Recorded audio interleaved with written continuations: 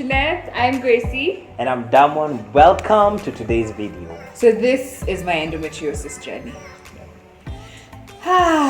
So like every other regular girl, I started my period around 12. I think, yes, I was 12 years old. Class 6. Yeah, in class 6. But I really, there's no story there. So we get to the next year when I'm 13, and then I was in boarding school. And now this is when everything broke loose. So my flow became super heavy. I was changing my pad like all the time. And then, you're still young. You don't know, as in, a lot of things. You've not learned how to take care of yourself, quote unquote, take care of yourself. You're still young. So I had like so many messes. It had become ridiculous. So I remember a day where I went through preps.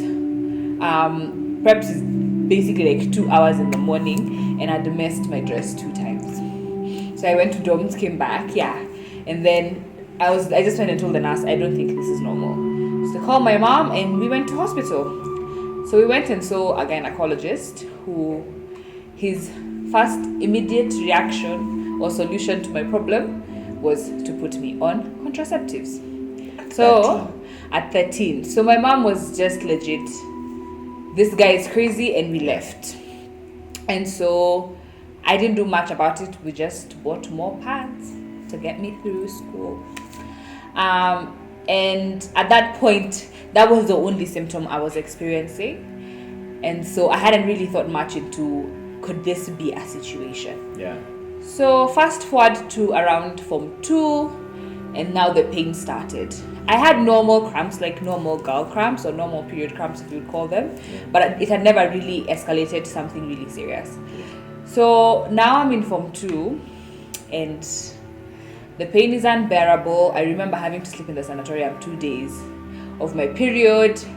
And of course, in high school, no one cares about you. So they didn't really care. They'd give you Panadol and they'll tell you move on. Everyone has their period. Typical. Everyone has pain. Why do you think you're different? And I got to a point where I became numb to the pain. And by numb, I mean I wouldn't talk about it. I wouldn't share with anybody. And now that's when it gets to the point where you start self-medicating, because Panadol isn't working. You need to get something stronger. And so I started taking Ponstan. But at some point, I couldn't take Ponstan anymore because I had ulcers. And so I had to look for something else. And so you just keep increasing the dosage of your painkillers. At some point, my mom was like, okay, let's go see a doctor. And we went back to see a doctor again. And the doctor also had the same reaction of, let's put her on contraceptives. And my mom was like, no, like my daughter is too young to be on. Why would you guys even think about putting her on contraceptives? Especially considering they hadn't, like, tested or done anything to warrant putting me on a contraceptive. And so we just kept increasing the dosage of my painkillers. So I learned how to survive through the pain, and it had gotten really ridiculous. I just remember crying in the bathroom on my own. It was just really bad because no one gets you. You don't have anybody to share it with. No one else is experiencing what you're experiencing. So it makes it really hard. So I remember around 2016 now, I went to support a friend who was doing a talk.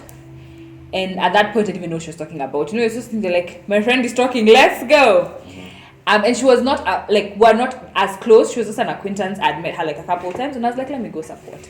And so she started talking about endometriosis. And I'm like, what? So before then, you didn't have a name for what you were going through? No, there was no name to it. I just had bad cramps and other symptoms. Okay. And so I'm like, what? Endo? First of all, the name is so difficult, so at first you don't even know how to pronounce it. Yeah, it's scary. And so she starts explaining her symptoms, and I'm like, what? Like, there's a name to what I'm going through. And I just remember her saying there's no known cause and no known cure. And my brain shut, and I was like, I can't have a condition that has no cure. I don't have this disease. Yeah. But it was very real for me because just everything she was talking about, I was just like, no, wait, there's other people going through what I'm going through, and it has a name. But at that point, I was in so much denial because who wants to be told you have a condition that has no cure? Who wants to hear anything like that? And so after the talk I went and chatted with her, and she was like, you need to go see a specialist and blah blah blah. Yeah. But I ignored it. I actually was like, no, I'm not having this conversation. I don't want to think about it. And for about a year, I could not. I just shut it out. I even forgot about that talk and the name and everything. And I went through life back to normal, muting the pain, shutting up about it because no one would listen. And now it's 2017, and I remember it was around July, August, and my parents had traveled, so it was just me and my little brother. And so we're driving to the supermarket, and I got this sharp pain in my back. So what happens is, sometimes the pains don't always come when you're on your period. It can happen anytime. Like you get flare-ups at any second. Yeah. And so I get this sharp pain in my back, and I was driving, and I remember almost getting off the road. Yeah. And so I stopped the car, and I was like, this is it. I have to call this doctor. Yeah. Because I'd been given the number to a specialist. I was like, I could have killed me and my brother. So I called the doctor and I booked an appointment in that second. And I remember my brother could see how much pain I was in. Then he was about 12 or 13 and he was asking me, can I drive? And I'm like, you don't even know how to drive. But he was trying to sort the problem out, you know. So I remember we got to the supermarket. I told him, go shop. I don't even think I gave him a list, and I don't know what he went and bought, and came and went back home. And so I got my appointment and I went to see the doctor, and the doctor was like, yeah, this sounds very much like you have endometriosis. And I'm like, okay, so what do we do? And so he tells me the only sure way to know that it is endometriosis is to go through a laparoscopic surgery. There's no other way to detect the disease other than to go through surgery. And so now I was at the point where I had to convince my parents that this condition I've managed since high school or primary school needs me to go under the knife. And I remember my mom battling with me, and it was just a tug of war. And so at some point I just asked the doctor, how much is it going to cost to do the surgery? And he tells me, and luckily my insurance could pay for it. So, because my dad was like, if you're really going to do this surgery, if insurance is going to pay for it, go ahead. And so I'd made up my mind that I'd rather find out than be in a space where I'm asking questions with no answer.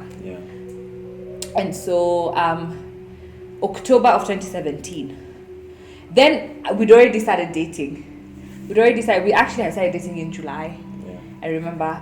And so I decided to do the surgery, and I remember it was July, around I think the 17th or the 21st. I have a vague memory of the exact date, but to just show you how alone I still was, my husband, then boyfriend, is the one who came and picked me up and took me to the hospital the night before, because I had to sleep in hospital the night before and then go to surgery the next morning. So he picked me up. I was prepped for surgery because I had to do a couple things before surgery. And then we went, and I remember he stayed there till midnight. And then he had to leave, of course, he couldn't sleep in the hospital. And so the next morning comes and I go through surgery. And I wake up and I remember seeing my mom. I think my mom was the first one I saw when I woke up. And then a couple of minutes later he came in. And then the doctors came and they were like, yeah, so looks like you have stage 1 endometriosis. So what happens is there's stage 1 to stage 4 of endometriosis, and it's not like other diseases, because with endometriosis you could be in stage 1 but experiencing stage 4 symptoms, and that's what was happening with me. I was at stage 1, but my symptoms were very extreme. And there are people who could be at stage 4, things are really bad, and they have not ever gotten a symptom in their lives. Like they start now realizing that there's a problem when they're trying to have babies, and it's when they're being told, oh, there could be a problem, and then they go for surgery and they find things are really bad in there. So I find out that I have stage 1 endometriosis, and I also had fibroids. So I remember just looking at him and telling him, you've heard what the doctor has said, this is your chance to run. This is your chance to run. Why did you not run? Because I love you. Did you really know then that you loved me? We don't need this for like 4 I mean, months. I loved you like since the day first. So. But for real, like I never, like for me, when I get into a relationship or how I think relationships should be, like it's an unconditional type of thing, and that's why the Bible tells us to love as Christ loved the church, because Christ loved us with our flaws, with our issues and everything. He didn't care about that, so that love is unconditional. Yeah. And besides, if I love you, like who knows what the future holds? So yeah. And I think one of the things that I can also say about endometriosis now that I've walked that journey with you is that it's very easy for people to try and minimize how you're feeling. Yeah. So most people, even women, other women would look at you and they'll be like, well, unajikaza, you're just being moga, like it's normal, all of us go through the same thing, and they assume what they feel when they go through their period is what somebody else experiences, and that is not true. Yeah. Like as far as I've seen. Yeah. So I want to hear why you stayed, why you didn't run away, other than you love is unconditional. This was real, like this was like a, like we are being told we might not have babies. Me, honestly, I love you and I wanted to be with you. You're my family, you're my everything. But then I wasn't your family. Okay, you were not, but you were going to be. So. Like for me, it didn't really matter whether. At some point, okay, fine, let me be honest. There we go. At some point, like it was a scare. Not that time when we were dating, but when we started like really being serious about marriage. Because I remember I had a conversation with one of my friends and I was like, hey, but I want to marry this chick and I've decided I'm going to marry her, but we might not be able to get children. Then DJ Lebs actually, shout out to DJ Lebs, and he said, I remember what he said is, wewe unajua future ni nini na hold. You are a man of faith. Don't you believe in God? Oh. You get, and he was telling me, and what guarantees you that if you get somebody else, you will get a child with them? Wow. Because at the end of the day, like having children and babies coming into your life, it's actually a God thing. Yeah. Because we might say that yes, you have endometriosis, and then I leave, and then me, I'm not even fertile. So like those things are really dependent on God so much.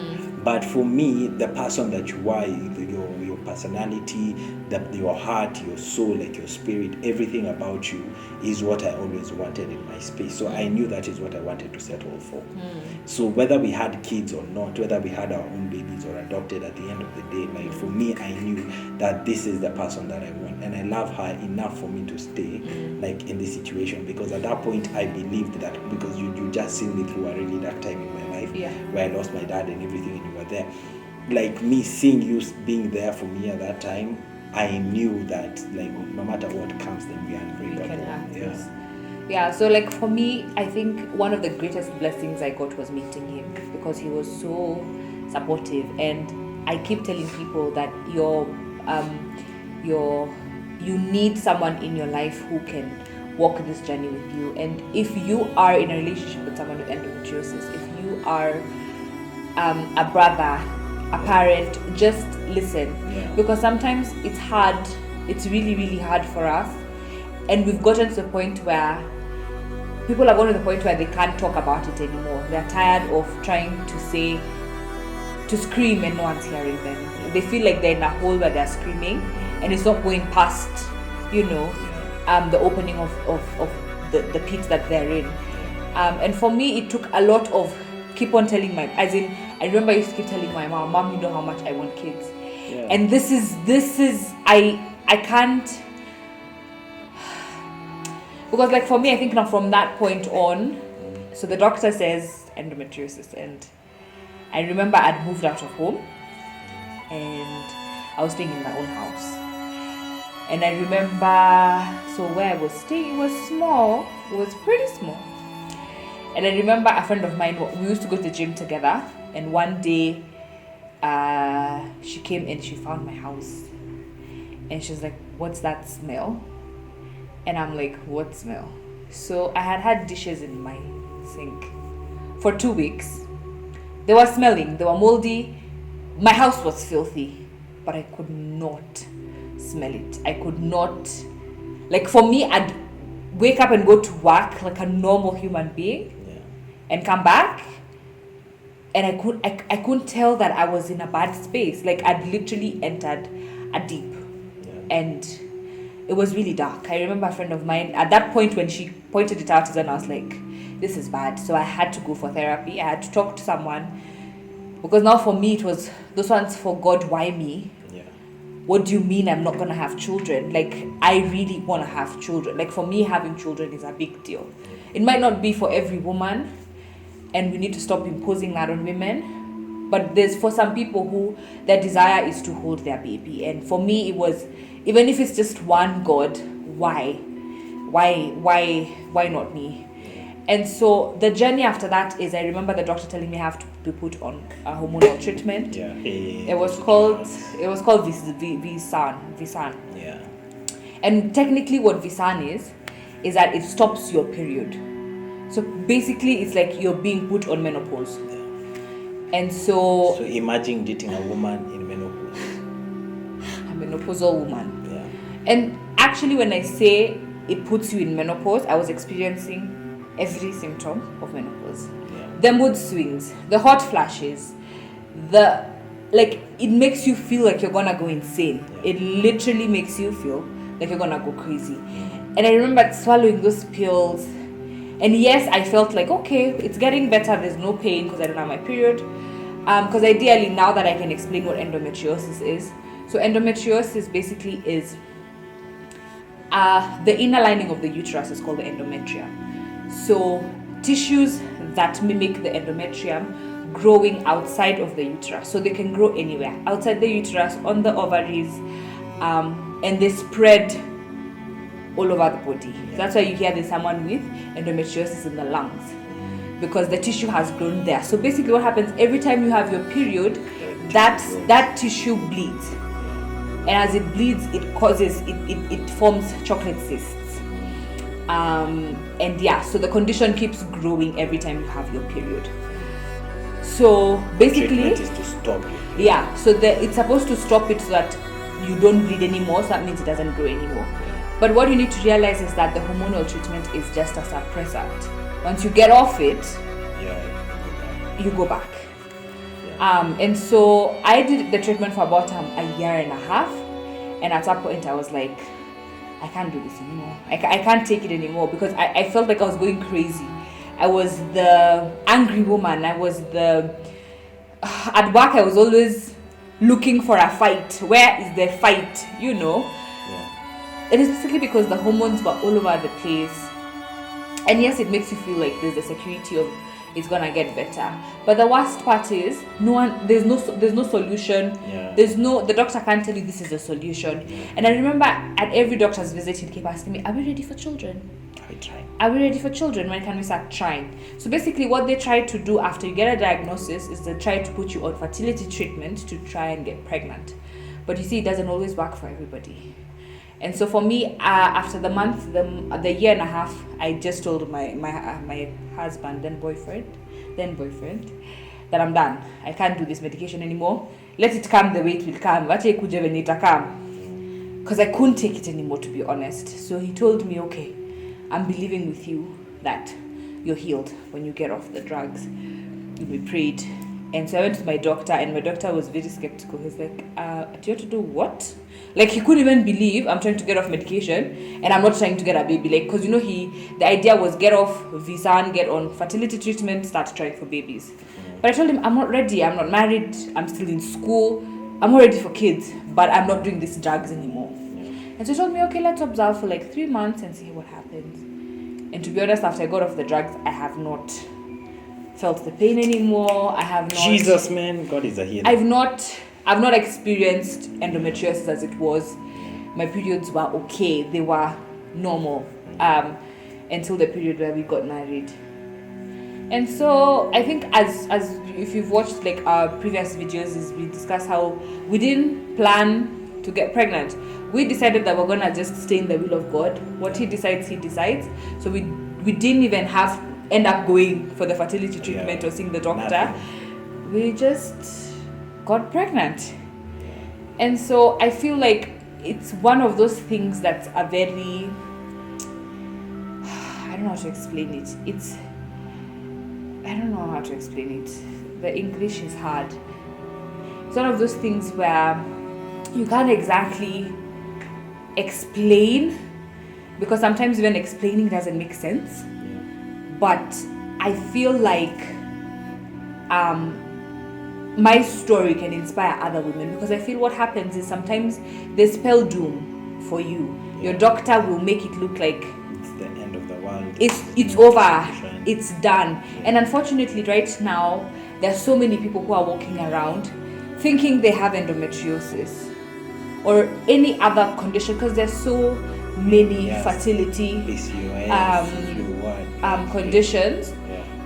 And you have no like the doctor didn't do a laparoscopic surgery to diagnose you, but they've already told you you're not going to have children. Yeah, I know. There's no fact. Quick to speak. Yeah. They just decide for you that, well, your life is doomed, let's move, because they don't want to think or put themselves in your shoes. Or try and figure it out. I know, like, there's a foundation, Endometriosis Foundation of Kenya, which I was actively part of at some point. We've gone for meetings. And he's been so supportive. He came for meetings. I was like, we were only like three guys. Cameraman, the husband of the guy, and me. The husband of the guy? Or the husband of the woman who runs the program. The ministry, the program. And they usually, we strongly believe that if this condition was affecting men, there'd be a cure. But because it's affecting women, well, we have to fight for ourselves. And so this month being the month of endometriosis awareness, I chose to share my story. I chose to speak my truth in the hope that it'll encourage someone. It'll allow someone to know that it could be doom, but it might not be as well. Yeah, because for you, like, I think the turning point for you was that day that you decided that you're getting off the drug and you put faith into the whole situation. But the reality is the world operates without faith. And they can try and make faith look like foolishness sometimes. But let me tell you something, guys. Faith truly works. Like, God is truly a healer. Because for us, he has done it for us not only by healing her of endometriosis, but also giving her prayer since like she was in high school, because she always wanted twins, a boy and a girl. And God did it so that we can see that it is God who is doing this. So if you're watching this video, we are believing with you that even you, God will heal you, because God is a healer and is able to heal and to restore everything that is broken. God can be able to restore it. So that is my faith. If you would like us to pray with you, just comment down below and then we'll share a prayer with you guys. So thank you for doing this journey with me, for listening to my story. And if you've not subscribed to this channel, please subscribe to this channel. Today we are talking about endometriosis. We're not usually this mushy and sad, but we are. Are we sad? Okay, sad. Anyway, thank you for watching this video. See you next time. Bye.